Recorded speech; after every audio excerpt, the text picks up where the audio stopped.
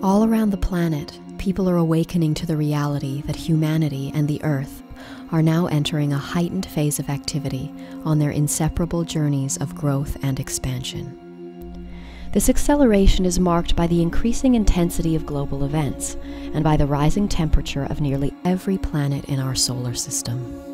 While here on Earth, time itself seems to be speeding up and chaos mounting as phenomenal shifts occur in our physical and perceptual realities with increasing rapidity. The simplest explanation behind this sense of speeding up is that our planet's vibrational frequency is rising. This event, which many ancient cultures have prophetically termed the Quickening, has begun, and it is the greatest opportunity of our times. For we are living in a period of tremendous change, where humanity's truths are shifting with exponential rapidity as today's more advanced technologies and awareness are working to reveal the new truths of tomorrow. And just as the perspectives of those who were born 50 or 100 years ago have had to shift to allow for our present version of reality, so too will we be invited to expand our perspectives of what is possible, to allow for the unfathomable changes that will come with the turning of the age and the birth of a new world. That said, one very real possibility that our research into the work of other seekers and sages indicates is becoming increasingly probable is that the world-changing events that so many are consciously or subconsciously waiting to occur in 2012 could actually happen as early as October of this year, 2011. And though we have awakened to the possibility that our world could be greatly altered before 2012, it is not our intention with this presentation to prophesy events as they are going to occur, but rather we intend to merely present some possibilities that might serve to expand people's perspectives of what could be. For we believe that by expanding our imaginations to explore possible future events, we may prevent ourselves from reacting in fear should the previously unimagined become manifest. And as a result of having already experienced these events in our minds, we will be more centered and able to see the opportunities they present should they or something similar occur. And so, with this understanding of the power of imagination as a means by which we may navigate the unknown, this presentation will not only explore what sorts of events could occur between now and October that might lead to the end of the world as we know it, but we will also look at how such events, regardless of how challenging they may seem, could serve to bring humanity to a global experience of unity consciousness that would then lead us into a harmonious new existence and to our return to the long prophesied experience of heaven on earth.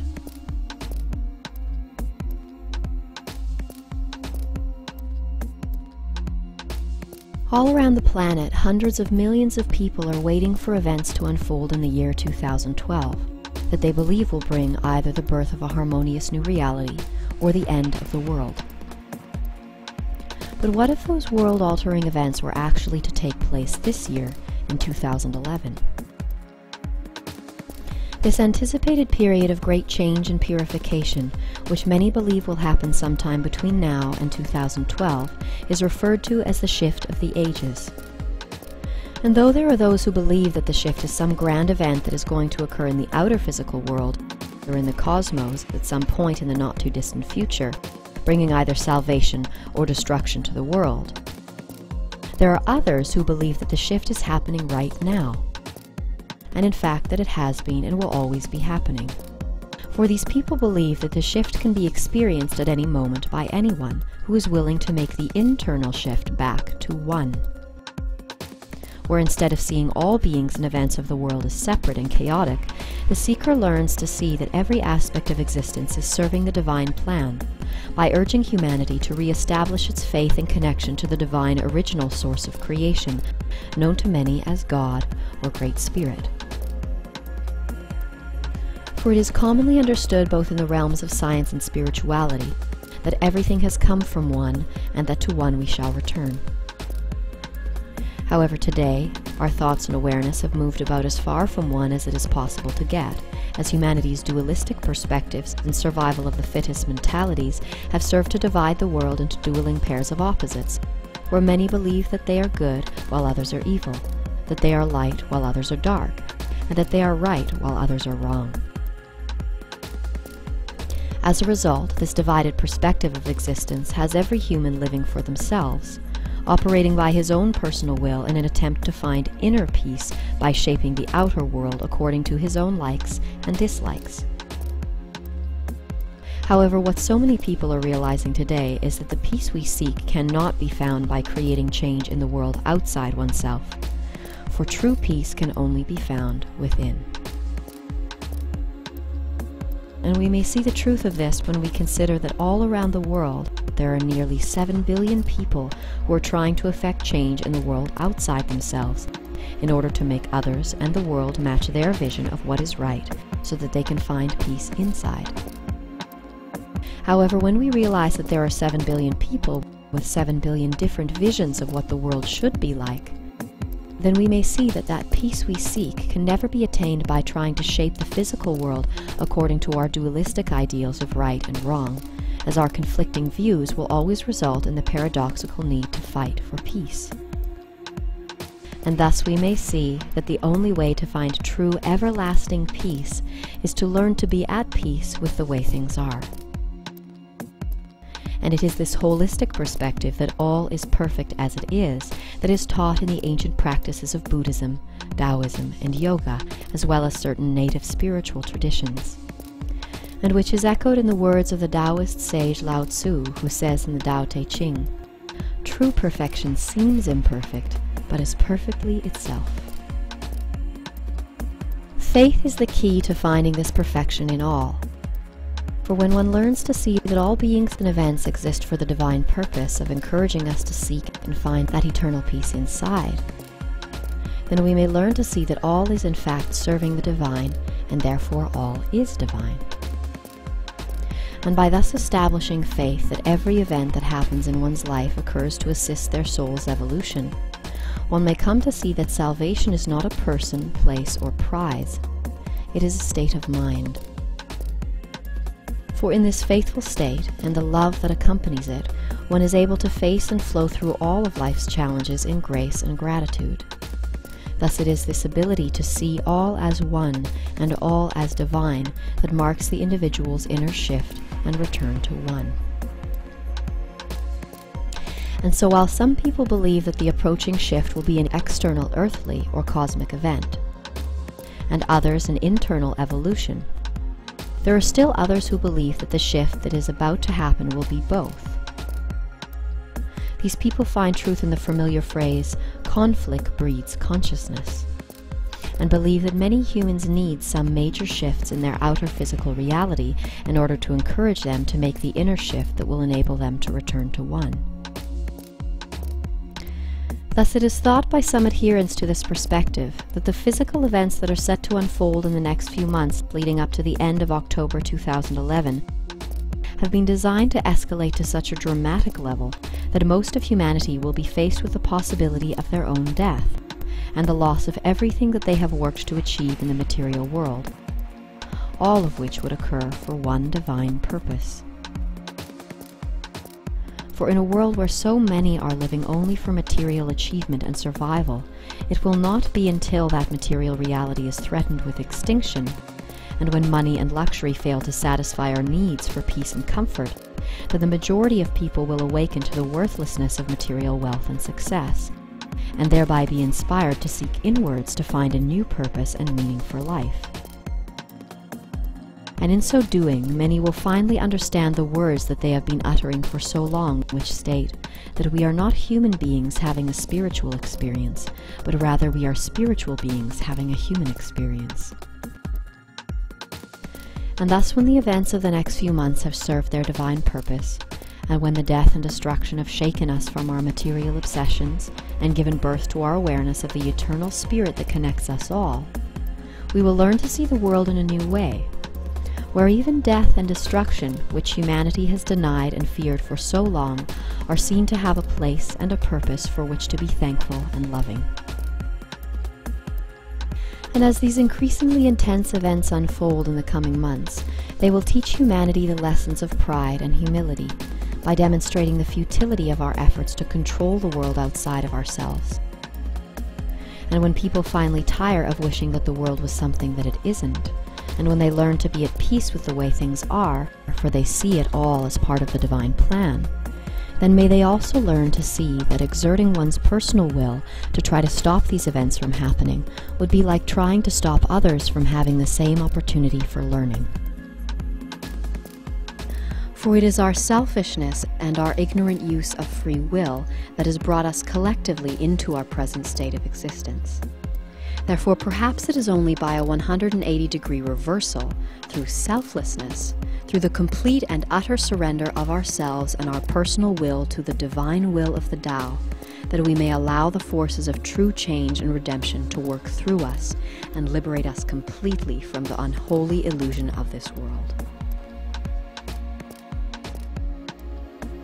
And for this reason, some believe that it will be the tremendous shifting of outer events in the months between now and October 28, 2011, that will inspire humanity's inner shift, helping them realize that we cannot, nor are we meant to change our outer world in order to find peace, but rather we are urged to turn inwards, to seek and find the eternal peace that comes when one learns to see the divine purpose and perfection of all. And it is with this unified perspective of existence that one learns to relinquish my will for thy will, thereby realigning himself with the divine will and marking their long-awaited return to one.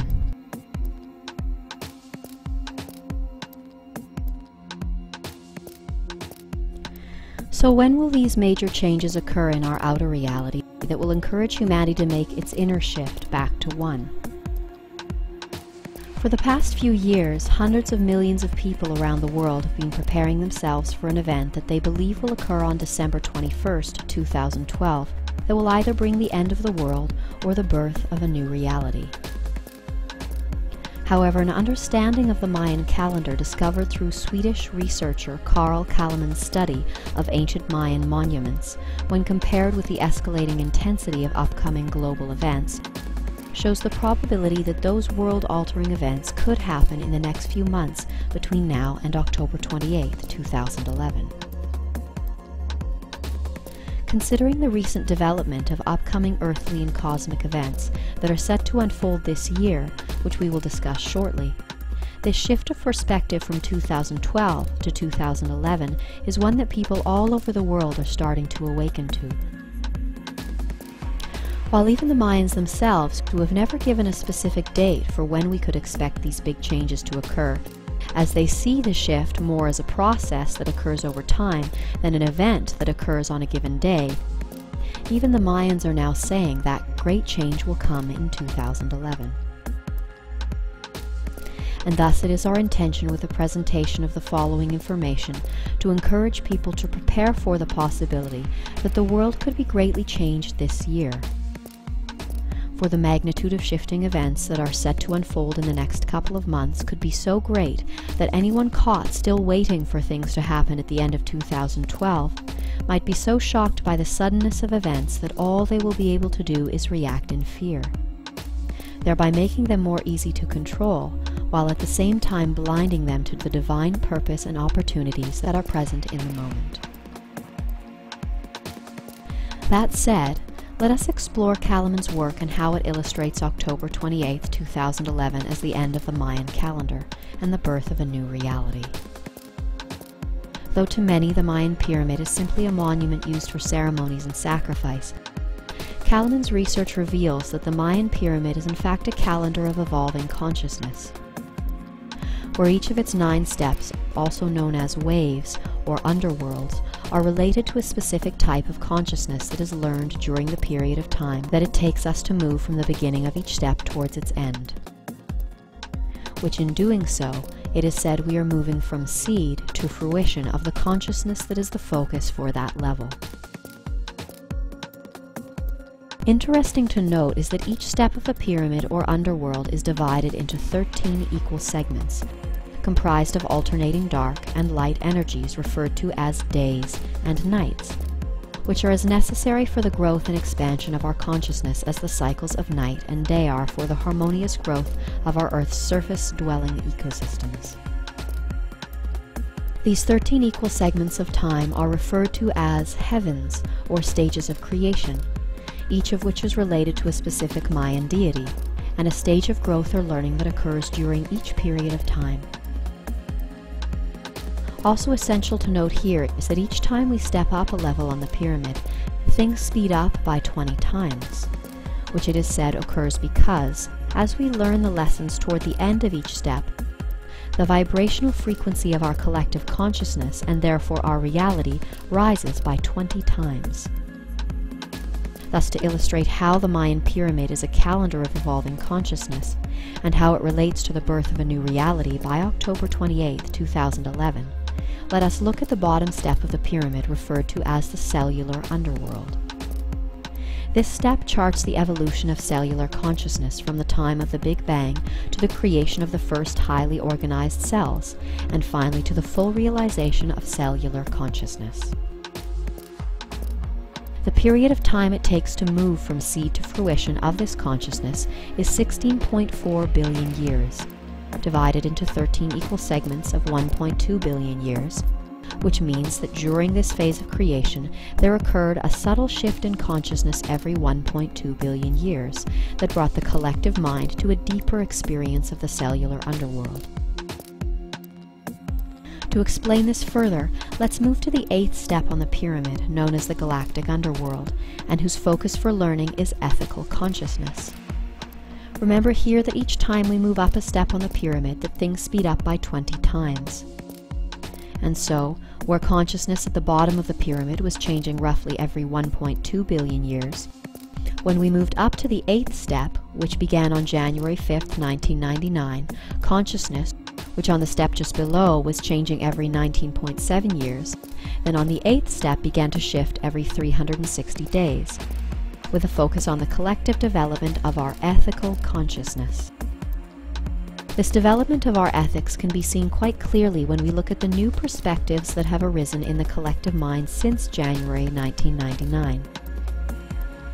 For it has been since this time that humanity has taken its greatest strides to purify its ethical perspective, by realizing the impact that our choices have on the healthy, harmonious existence of ourselves, the earth, and all living things. And as a result of our growth and learning during this period, we have been raising the frequency of our collective consciousness, and thus the vibratory rate of existence, thereby resulting in the speeding up of everything by 20 times that occurs as we near the fruition of learning on each step of the pyramid. And it is this increase in the vibration of consciousness that is responsible for the sensation of the quickening that so many people are experiencing around the world. For as the vibratory rate of our consciousness speeds up, so does everything in creation, including time and awareness. To get a better understanding of the process of this quickening that is leading us to its climax on October 28, 2011, let us consider the 7th wave that began in 1755 AD at the beginning of the Industrial Revolution, at which point consciousness began shifting roughly every 19.7 years, until January 5, 1999, when it sped up again and began shifting every 360 days. This is why we had what were referred to as generation gaps in the time before January 1999. Because prior to that date, our consciousness shifted at a slower rate. When a new thought was introduced to the world, it would take a longer period of time for our consciousness to assimilate that concept. For instance, when the perspective that women are equal to men was presented to the Western world, it took roughly 20 years for that seed of an idea to take root. However, for those who were alive for 40 or 60 years before that idea was presented, it could take longer for their perspective to switch, if it did at all, because they had spent so long seeing the world in a way that was different to what was now being presented. However, that all changed when we moved up to the 8th wave in January 1999, at the same time as the global proliferation of the Internet, for human consciousness then began to expand at an accelerated rate, as any new idea or concept that was created or realized could be immediately learned by anyone around the world, regardless of how young or old they were. And because our perspective of the world was accelerating at a speed relative to the phenomenal global growth of the internet, many people around that time experienced a sensation of quickening. And though this quickening is perceived by many as a speeding up of time, still others believe that it isn't time that is speeding up, but rather that it is the amount of change and information that we are able to process in that time that is accelerating. Thus, aware of this concept of the quickening of consciousness, let's now look at the 9th step, or wave, which began just recently on March 9th, 2011, 2 days before the earthquake in Japan, at which point consciousness, which was previously shifting every 360 days, is now shifting every 18 days, which it will continue to do until October 28, 2011, when it is said that we will come to the simultaneous completion and full realization of all 9 underworlds at once. Which in other words means that around the end of October, every living thing, which is an individual thought of the collective mind, would somehow come to the simultaneous full realization of every level of creation from the moment of the Big Bang to the completion of the Mayan calendar on October 28th. And here it is thought that the only way that we could come to the simultaneous full realization of every aspect of creation is to become one with it. For no one knows you like you know yourself, and therefore in order to truly know every aspect of creation, some believe that we will be given the opportunity to experience our oneness with everything that has and will ever exist, as if it were ourselves. And it will be through this experience of oneness that we finally realize truly who, what, when, how, and why we really are. This return to one is reflected in the scientific and spiritual teachings around the world, which uniformly agree in the expansion and contraction of the universe, and which also state that everything has come from one, and that to one we shall return. This concept of our return to one is also supported in the focus for learning during our current experience of the 9th wave, which is dedicated to the collective development of our unity consciousness, which Kalaman's research indicates will be fully realized by October 28, 2011.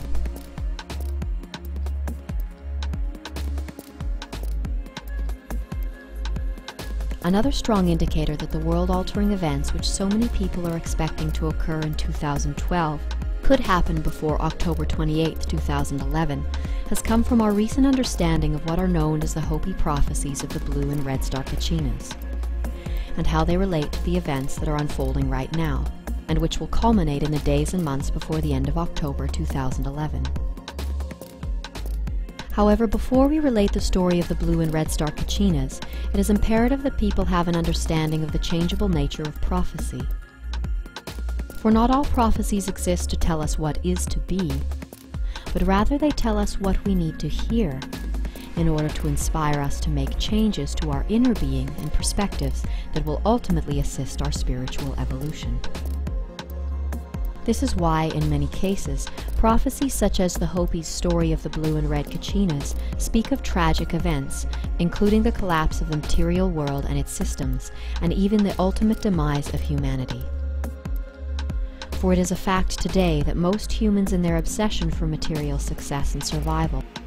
do not spare a second thought for their soul or spiritual self until they are faced with death, suffering, and the inevitable collapse of everything they have come to depend on in the material world. Thus we may see that these prophecies exist for the sole purpose of assisting humanity's evolution from a purely material-based consciousness to one of spirit. For it is by hearing these end-time prophecies and by seeing the signs of these prophecies fulfilled in current-day events that one is given the opportunity to fully realize the temporary nature of our physical reality, and thereby be inspired to seek out an understanding of the greater spiritual purpose of our existence. And though many in the world today will ignore these prophecies and stories of destruction because of their fear of contemplating the end of the material world as we know it, what so few people understand is that prophecies can be changed. For if it can be understood that the destructive stories and events detailed in prophecies exist for the sole purpose of encouraging a shift in consciousness, then it may be realized that once the collective mind has made that inner shift, the cataclysmic events that are no longer needed will eventually give way, as the group mind's vibrations are raised to match those of a harmonious new experience of reality, where there will be an entirely new set of lessons to be learned. Meanwhile, those who out of fear choose to deny our spiritual purpose and cling to the material world will be required to experience increasingly more destruction at an intensity that exactly matches that of their attachment to their material-based perspective of existence. For some, it will not be until they've experienced the complete destruction of the planet and all its life that they will finally be inspired to surrender their hate, fear, and pride, and see the spiritual purpose and oneness of everything in existence. Having thus awakened to the spiritual reality of all as one, their soul would then rise to the spirit level, at which point they would join all of the other souls, energies, and entities who have made the same choice to return to one. And here it is essential to realize that our reality is not, nor can it be changed by our fearful efforts of self-will, such as, let's focus our will to stop this from happening. For in any such efforts, the lower limiting vibrations of fear that motivate people to try to control events will create blockages that prevent the free movement of the higher vibrations of divine love, will, and wisdom throughout the body. That said, we may see that through proper attention and an understanding of prophecies such as the Hopi story of the blue and red Kachinas, people are given the opportunity to make a choice that will greatly affect their spiritual evolution.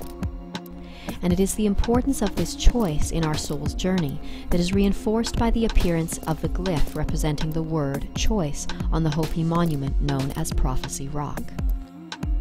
Thus the choice, which will become increasingly prominent in the days and months approaching October 28, 2011, is: will we choose to cling to our material perspective of existence and live in fear and hate as our physical world crumbles around us? Or will we, like a phoenix rising from the flames, choose with faith and love to see the divine purpose of the decline of our material existence, whose passing will inspire a once material-obsessed humanity to shift to a more spirit-based perspective of existence? For it has been said in another message given to us by the Hopi people that this could be a good time. And for anyone who sees the spiritual purpose of the events that are set to unfold in the next few months, it probably will be. While those who wish to hold on to the old world and its ways might find the next few months extremely challenging.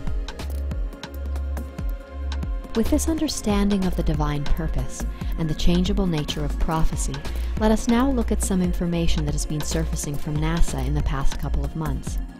and how it relates very clearly to the Hopi prophecy of the blue and red star Kachinas, thereby indicating that the world-altering events that so many people are expecting might occur in 2012 could happen as early as October 2011.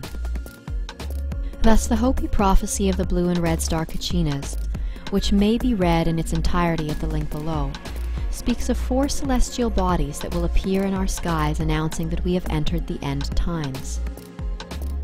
These 4 bodies are referred to in the prophecies as Pagongahoya and Palangahoya, the guardians of the North and South Poles, Nangasohu, referred to as the blue star Kachina, and the red star Kachina, also known as the Purifier. It is said in the prophecy that in the final days we will look up in our heavens and we will witness the return of the 2 brothers, Pagongahoya and Palangahoya, who helped create this world in the birthing time. In the final days, the blue star Kachina will come to be with his nephews, and they will return the Earth to its natural rotation, which is counterclockwise. It is also stated in the prophecy that the return of the blue star Kachina, who is also known as Nangasohu, will be the alarm clock that tells us of the new day and a new way of life, that a new world is coming. This is where the changes will begin. Of extreme interest is the fact that NASA has recently, albeit quietly, released that there are 3 what are presently being called comets heading to Earth right now, all of which will be visible and in very close proximity to the Earth between the dates of August 15th and September 26th, 2011. Though the first body to make its pass will be comet Honda coming in from the south and at its closest approach to Earth on August 15th, 2011, of particular note is the body that people are referring to as comet Elenin, which much research is showing is either a supermassive brown dwarf star or is being followed very closely by one. This conclusion has been derived from the fact that there have been 3 alignments with this comet, the Earth, and at least one other celestial body over the past year and a half, and each alignment has resulted in a major earthquake on Earth. To see the dates of these alignments for yourself, you may visit NASA's Jet Propulsion Laboratory webpage at the link below. Here you will see that the first alignment with Elenin occurred on February 23, 2010, on the same day as the massive earthquake in Chile. The next alignment on September 4, 2010, which corresponds with a recent earthquake in New Zealand, and there was a third alignment around March 11th on the same day as the major earthquake in Japan. The fact that these alignments all occurred when Elenin was a great distance away from the Earth indicates the incredible mass of the object, and the probability that it is not a comet, but rather a supermassive brown dwarf star, or that it is being followed very closely by one. During our last alignment with this object, which was at the same time as the massive earthquake in Japan, Elenin was at a distance of 2.155 astronomical units, roughly 2 times the distance from the Earth to the Sun. And now, we will have our next alignment with this object around September 26, 2011. However, this time, rather than being on the other side of the Sun, it will be much closer, and in between the Earth and the Sun, at a distance of 0.396 astronomical units. And this time it will be an alignment of 4 bodies rather than just 3, which will include Mercury, the Sun, Elenin, and the Earth. It is very possible that around this day we will have some major earthquake activity, the likes of which we have never seen before, which will be accompanied by the appearance of a third comet in our skies, known as Levy. Also worth mentioning here is that many of our sources suggest that around this time we will see the fulfillment of the prophesied 3 days of darkness, where the light from the sun will be obscured for approximately 3 days, after which time the sun will rise again. Though this may be possible, it is also possible that the 3 days of darkness will occur a little closer to the October 28th date, when we are nearer in proximity to the red star Quickening. That said, after our next alignment with Elenin around September 26th, there will be a series of other close passes between September 26th and November 23rd that could cause further shifting, including our closest pass with the object, which would occur on October 17th, 2011, at a distance of 0.232 astronomical units, and an interesting event around November 3rd, when we would pass through the tail of Elenin.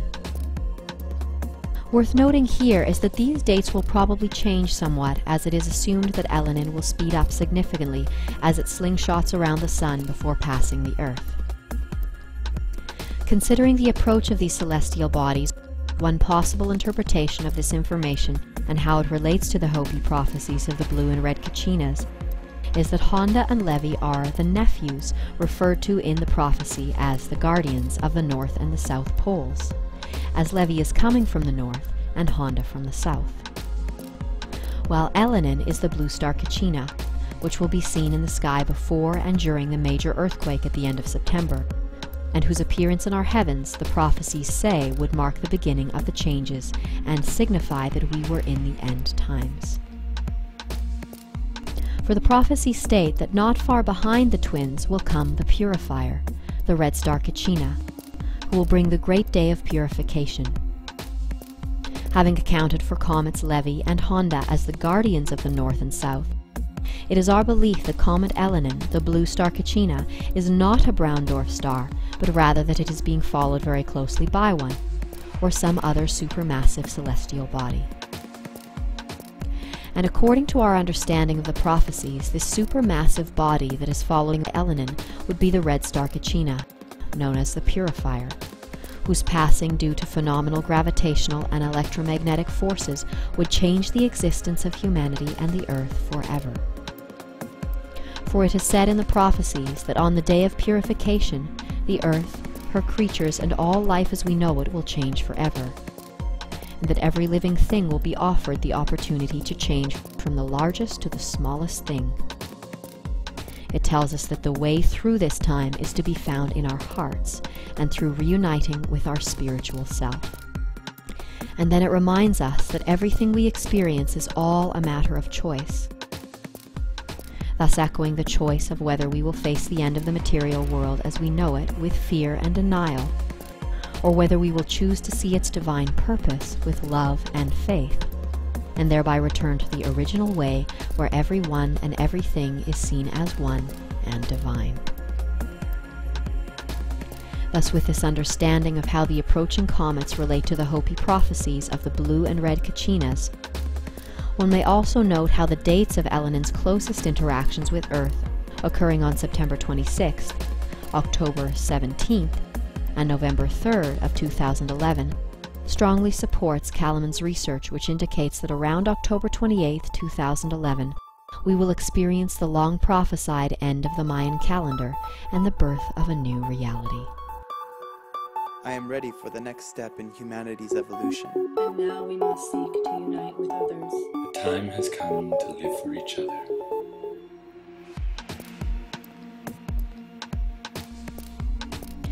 Having explored the possibilities of how the world could be greatly changed by October 28, 2011, let us now consider how the events that are set to unfold in the next few months could assist humanity in its evolution, from a purely material-based perspective of existence to one more rooted in spirituality. As mentioned before, there are many people in the world today who, because of their focus on material success and survival, will not spare a second thought for their soul or spiritual self until they are faced with death, suffering, and the inevitable collapse of everything they have come to depend on in the material world. Thus, in accordance with the familiar phrase that it is always darkest before the dawn, it is our belief that in the coming months the world will be required to experience a level of death and destruction that will encourage its material-obsessed inhabitants to return to a more spiritual-based perspective of existence. And though it's understandable that the collapse of our material world and its systems could be quite a frightening experience, it is essential to understand here that those who learn to have faith in the spiritual purpose of these events will be given the tools and awareness that will allow them to face and flow through all of the challenges of the coming shift in relative grace and ease. We have been told that faith is the key. For when one learns to see that all beings and events exist for the divine purpose of encouraging us to seek and find that eternal peace inside with the way things are, then we may learn to see that all is, in fact, serving the divine, and therefore all is divine. And with this perspective, one may learn to move through the events of the coming months with a heart full of love and gratitude, rather than being consumed by hate and fear. And it is the power of this faith to bring us peace that is being referred to in the Hopi prophecy of the blue and red Kachinas, when it says, "Life will get very perverted, and there will be little social order in these times. Many will ask for the mountains themselves to fall upon them just to end their misery, while still others will appear as if untouched by what is occurring, for they are the ones who remember the original teachings and who have reconnected their hearts and spirit." Having thus remembered the divine role that destruction may play in our spiritual evolution, let us now explore some of the potential challenges that could unfold in the next few months that might assist our soul's journey back to one. And remember here that it is not our intention with this presentation to prophesy events as they are going to occur, for it is our belief that our future is always changing in accordance with our willingness to learn new lessons and perspectives. That said, Our intention herein is to merely present some possibilities of what events could occur that might lead to the collapse of the material world as we know it, and to humanity's subsequent return to a spirit-based consciousness. Though to many people whose perspective of the state of our world is molded by popular news and media, the idea that our entire material reality could collapse in the months between now and October 28, 2011, might seem like a sensationalist Hollywood film. What so few people realize is that the process is already well underway. In truth, a simple string of events whose elements are already in place could cause the toppling of our existing world systems within as little as a week or 10 days. And though it may not look exactly like this is one possibility of how it could happen. All it would take is another staged terrorist attack in an American city similar to that of 9/11. Except this time, rather than airplanes, the damage would be delivered by a device called a suitcase nuke, which is a hypothetical suitcase-sized nuclear bomb, which has begun to receive a lot of mention in films and news reports within the popular media. If such a bomb were to go off in an American city, and the authorities were to link its creation to Iran, whom the US is wrongfully accusing of developing nuclear weapons, in the same way that it accused Iraq of developing weapons of mass destruction, this would pave the way for a US-led Allied attack on Iran, which would then mark the official beginning of World War III. In truth, this war has already begun, with US-led trade sanctions against Iran being imposed by the United Nations, in an effort to cripple the country's military and economic production, while the US and its allies make preparations for war. It is also known that for some months now the US has been amassing troops and weapons in Israel in preparations for a massive offensive in the Middle East. However, with the US having recently reached its $14.3 trillion debt ceiling, with the dollar flagging and the euro near collapse, and with the US already overextending itself in wars in Iraq, Afghanistan, Libya, and Pakistan, its decision to engage in a world war, along with the crippling effects of the staged terrorist attack, would crush whatever faith remained in the US markets and result in the collapse of the American dollar, which would in turn begin the spiraling collapse of all the world economies. With world oil prices hovering at record highs, the Iranian president has promised that as soon as the first bomb drops on Iran, he will set the oil fields on fire. Thus, with the value of the euro and the dollar dropped through the floor, the flaming oil fields would result in the skyrocketing of gas prices, which would then lead to the inability to transport food and other goods around the world. Statistics indicate that without steady transport, most urban centers would be depleted of food and resources within 3 days. And as quickly as that, the world would be changed forever. However, there is much research which we will post on our webpage that indicates that these are just the beginning of a series of progressively intense and unfathomable events that have been designed to be so shocking that many people who are completely unaware of them will be desperate for any form of salvation. And it will be at the point of humanity's greatest desperation that those who have orchestrated these events will provide one self-serving solution, and that is to unite the globe under the authority of a new world order. Here our existing political, economic, and military institutions would unite under a one-world government, one world economy, and one world religion, which would offer to meet the immediate needs of humanity, providing food, money, and medicine, and even miracles, in exchange for complete obedience and subservience to the system. However, it is essential to understand here that even though the voice calling people to the New World Order may use the appealing words of unity, truth, and service, it will only be offering a temporary solution to the symptoms of humanity's suffering, along with promises to preserve a degree of comfort and security within a familiar system, where people are divided by the old world perspectives of good and evil, rich and poor, strong and weak. This voice will speak to people's fears and to their desires to protect and preserve the self. And all those who choose out of fear to cling to the material and continue their support of a ruling elite who have proven their lack of caring for the world and its inhabitants will, by the quality of their own thoughts and emotions, be required to experience increasingly more hardships until such a time that they are willing to put their faith in the divine spirit, rather than the corrupt institutions of man or his false gods. So what sort of events could unfold in the next few months that might bring the world to such a state of desperation that it would agree to uniting the planet under the authority of a new world order? Should events similar to those mentioned previously occur, it is possible that the desperation caused by global food shortages and the collapse of the world's economies could lead to worldwide pandemonium, as cities erupt in mass riots and looting, while people rise against each other and their governments in a desperate attempt to acquire food and resources for themselves and their families. This violence would be greatly compounded by the threat of nuclear war and invading forces that would be escalating around the world. Add to this the hysteria that would be caused if the Earth was shrouded in 3 days of darkness that most people didn't know would end. And then add another devastating earthquake which would cause the meltdown of 30 nuclear reactors around the planet, whose radioactive waste would spill into the Earth's air and oceans.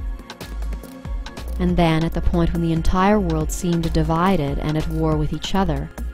and when the state of humanity seemed all but lost, we would hear news reports of a strange object approaching from space, which was previously thought to be Comet Elenin, but which upon its approach news reports would tell us is actually a spaceship. And to the world's surprise, from this ship would come fake alien invaders to attack the Earth,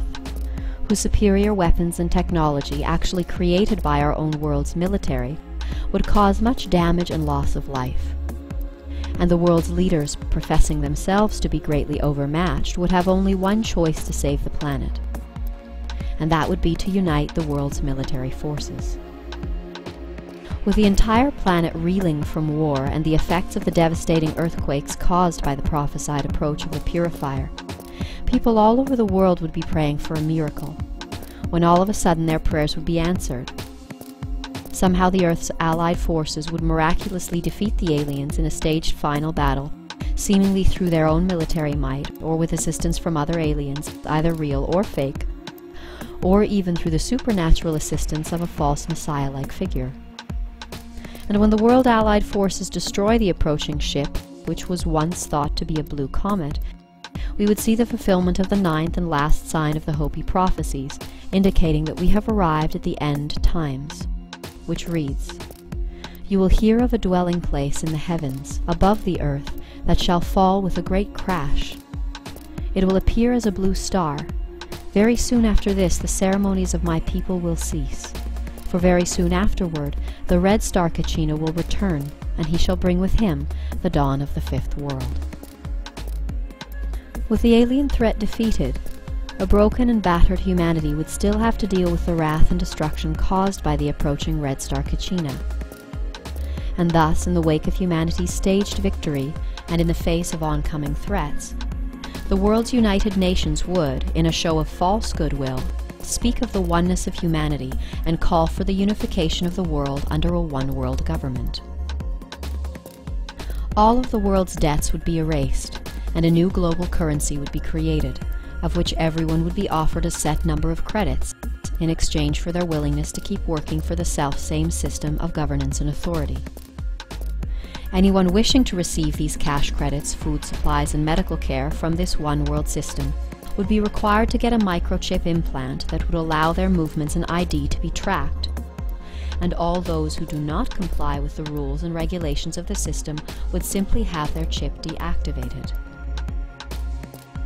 And at the top of this new world order, at the capstone of its pyramid of control, would be the false savior,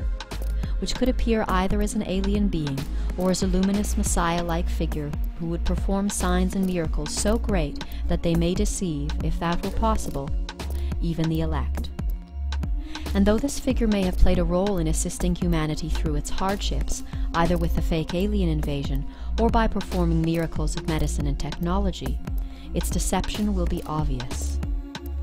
For rather than inspiring humanity to see the divine in all, This God, with all its wonders and miracles, would have humanity focus its worship on one supposedly divine being or institution,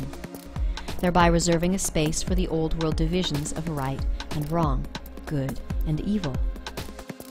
And the worship of this thing would be most likely controlled by our present-day ruling elite and popular spiritual leaders, who would place themselves in between humanity and this fake God. As fantastical as all this may sound, there is much compelling evidence that points to the possibility of such events occurring, even those as extraordinary as the fake alien invasion,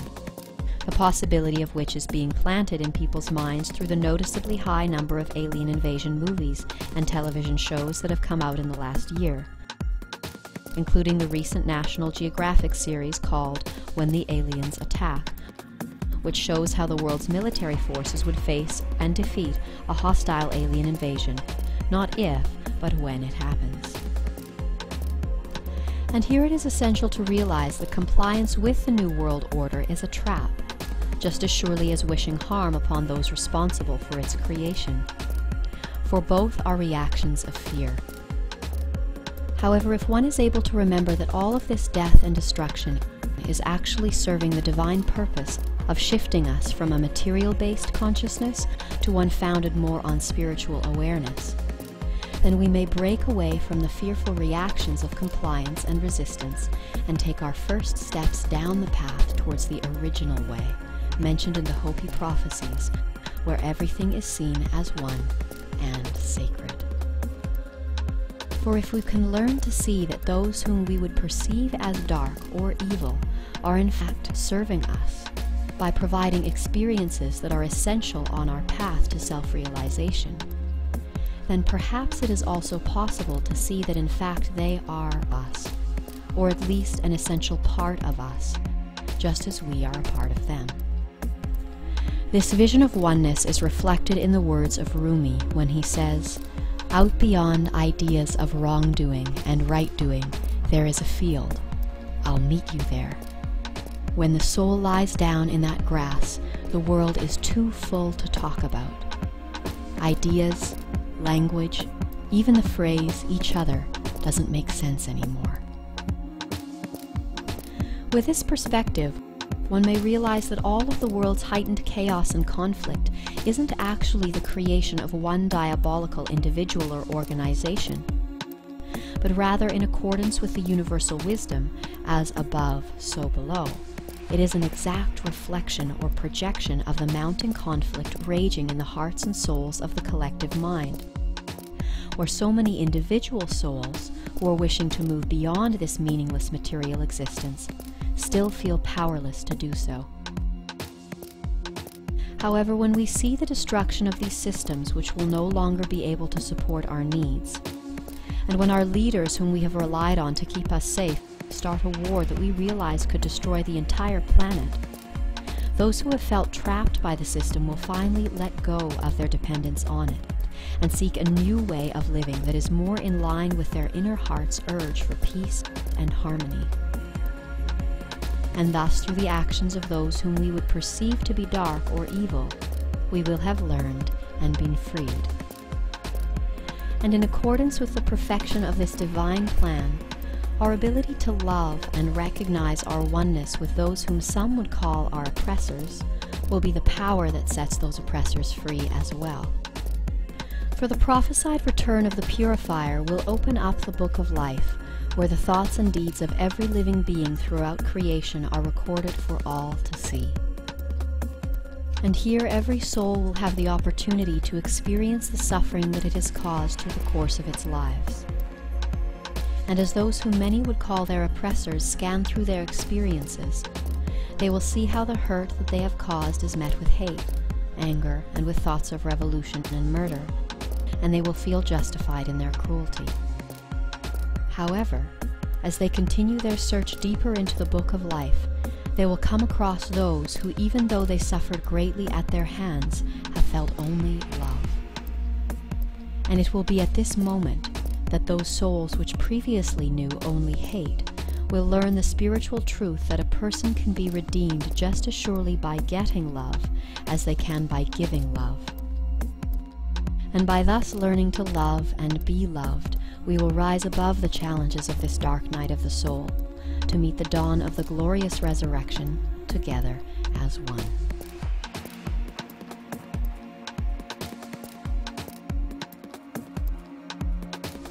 With this glimpse of the dawning rays of our rising unity consciousness, let us now consider when and how the first major events might unfold that will bring us to such a profound experience of oneness with everything, that we will come to the full realization of every level of creation. For it is our intention that by presenting the potential dates when things might unfold, that when people see some of these first events actually happen, it will enable them to believe that the material world is on the verge of collapse, and thereby inspire them to let go of their attachment to it. And in a world where so many have no idea that these changes are coming, we would encourage those who have awakened to the whats and whys of events to resist the urge to focus primarily on how one may save themselves, and to consider instead what one may do to help others. For if one is consumed with the need to save themselves through these days of great change and challenge, they will be driven primarily by the energy of fear. Whereas if one is able to turn their focus towards helping others, they will change their motivation and therefore their vibration from one of fear to one of love. And it will be this love for all, and faith in the divine purpose of all that is occurring, that enables one to move through all of the challenges of the coming days in relative grace and ease. That said, there are some interesting indicators revealed in Kalaman's research of the Mayan calendar that show the potential dates when things might unfold. Of particular interest are the periods known as the fifth day and the fifth night that occur on each step of the pyramid. For it is understood that during the fifth day of each underworld, we typically experience a global event that marks a great leap forward towards our deeper understanding of the consciousness being learned on that level. And past trends show that typically the fifth night brings a great global challenge, which then gives the collective mind the opportunity to put the lesson it has just learned into practice. Looking at events that occurred during the fifth day and night over the past few steps on the pyramid, we can see that during the national underworld, the positive values and teachings of Christ were followed in the fifth night by the appropriation and perversion of those teachings during the Dark Ages.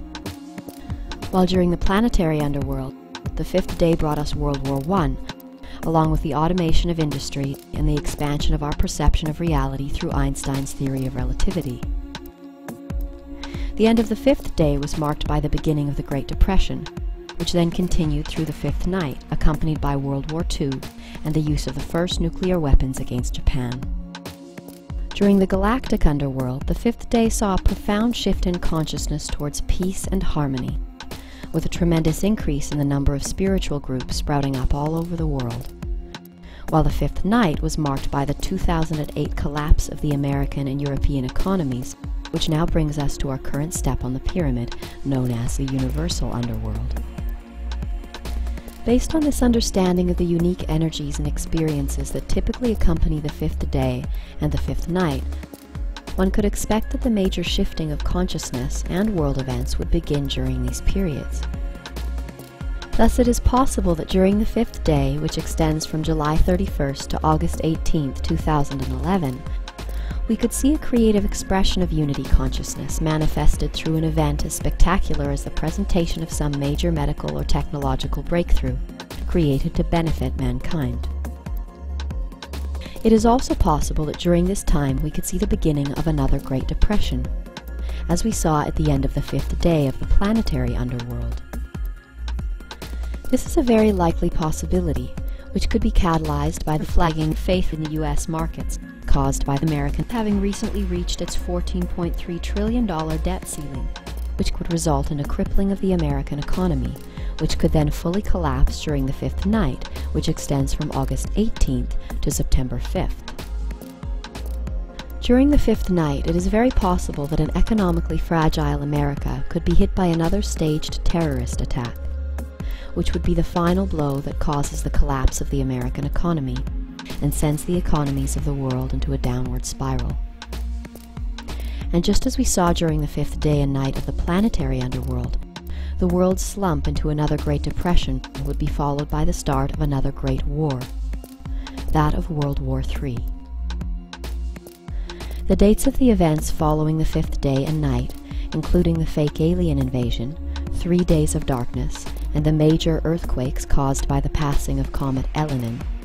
are impossible to guess apart from saying that they will probably happen near the end of September. For it is our belief that things will occur faster than anyone can imagine, as hinted by the age-old prophecy that the end will come like a thief in the night. And for this reason, we would encourage all of our viewers to use the decline of the economy or any major event that might occur during the fifth night as the sign by which they will choose to let go of their attachments to the material world and its systems, and to leave the cities and return to nature, where the mountains, waters, and trees will support their return to the original way mentioned in the Hopi prophecies. For we are told in the prophecy of the blue and red Kachinas that life will be so bad in the cities that many will choose to leave this plane, some in whole groups, and that only those who return to the values of the old ways will be able to find peace of mind. For it is in returning to a simple life with and upon the earth, amongst her forest and mountains, that we shall find relief from the madness that will be all around us.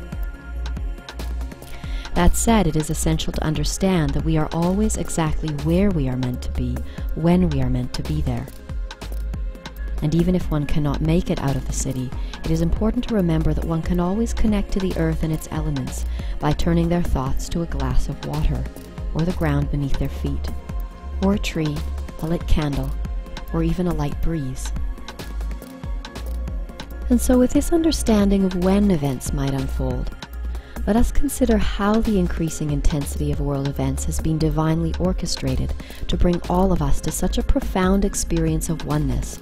that we would come to the full realization of every level of creation by October 28th, as suggested in Kalaman's research of the Mayan calendar. According to Kalaman's work, the focus for learning during the 9th wave from March 9th to October 28th, 2011 is unity consciousness. And therefore it is thought by some that the increasing intensity of events that are set to unfold in the next few months will move us through progressively deeper experiences of unity and oneness, which would peak sometime around October 28th, when the Earth will return into the higher vibrational electromagnetic field of the purifier. For many, this process will be experienced as an expansion of consciousness, which extends from the personal to the universal, where one's first experience of unity might occur through a realization or connection that happens within oneself. Next, an increase in the intensity of world events, such as food shortages and the collapse of the economy, could inspire people to expand their understanding of unity beyond the self, by encouraging them to seek out other like-minded friends and individuals with whom they might share resources and understanding that could help them meet the increasing demands of the moment. A further increase in the intensity of the global situation caused by massive earthquakes and other global disasters could cause a further expansion of the concept of unity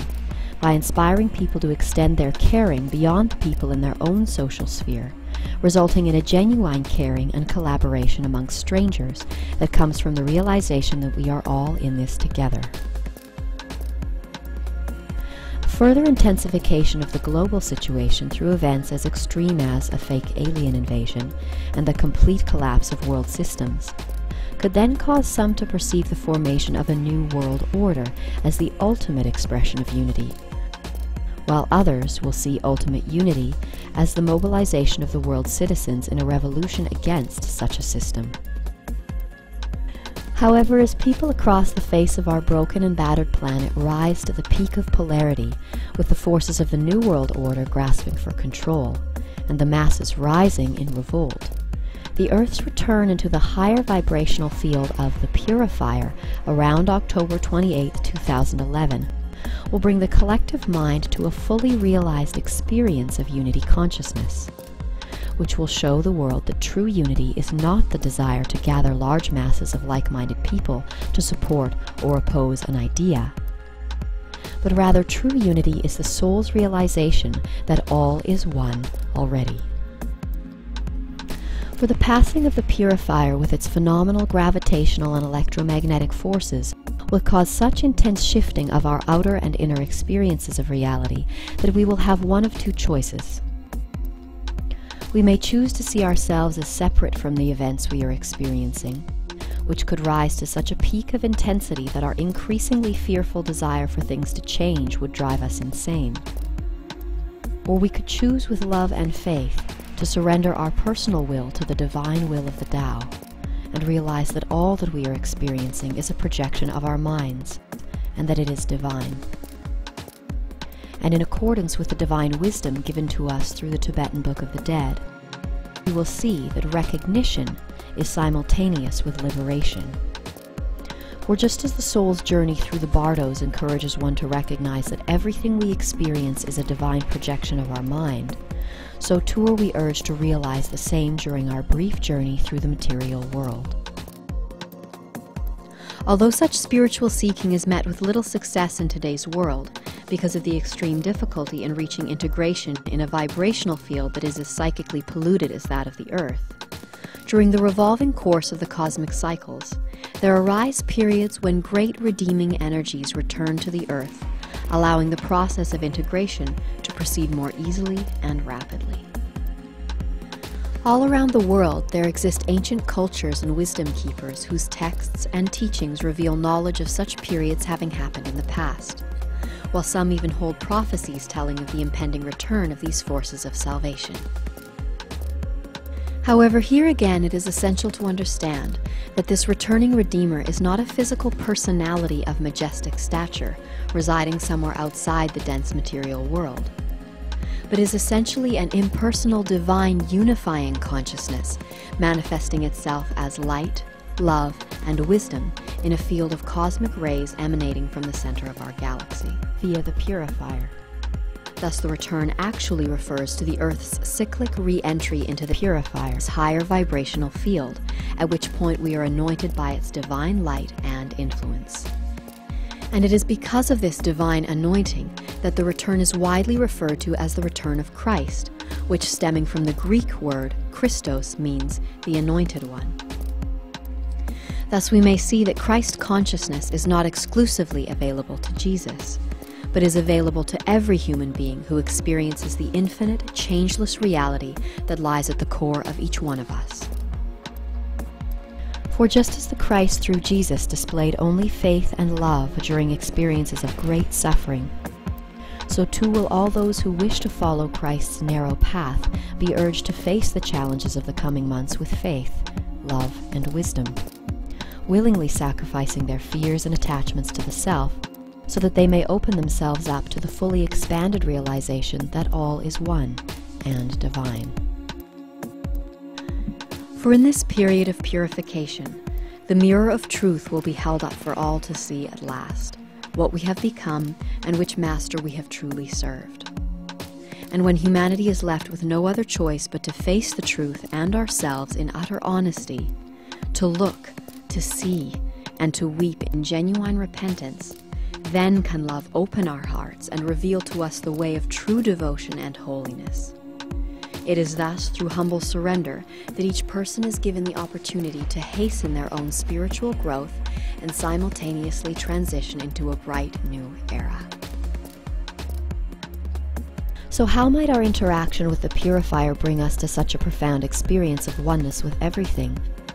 that we would come to the full realization of every level of creation by October 28, 2011? The answer to this may be summed up in one word: vibration. For if NASA's information suggesting that Comet Elenin is or is being followed by a supermassive brown dwarf star is true, then we will be greatly affected by the extremely high vibrations of its electromagnetic field upon passing, whose frequencies will be so great that some people say they could alter our experience of reality by raising our vibrations to the point where we will experience other dimensional planes, as evidenced in the Hopi prophecy of the blue and red Kachinas, where it says, "When the purifier comes, many things will begin to occur that will not make sense, for reality will be shifting back in and out of the dream state. Things unseen will be felt very strongly. There will be many strange beasts upon the earth in those days, some from the past and some that we have never seen. The nature of mankind will appear strange in these times we walk between the worlds, and we will house many spirits even within our bodies. After a time we will again walk with our brothers from the stars and rebuild this earth, but not until the purifier has left his mark upon the universe. That said, it is widely accepted in both the realms of science and spirituality that the human body, comprised mostly of water, is a conductor of sound, light, and information,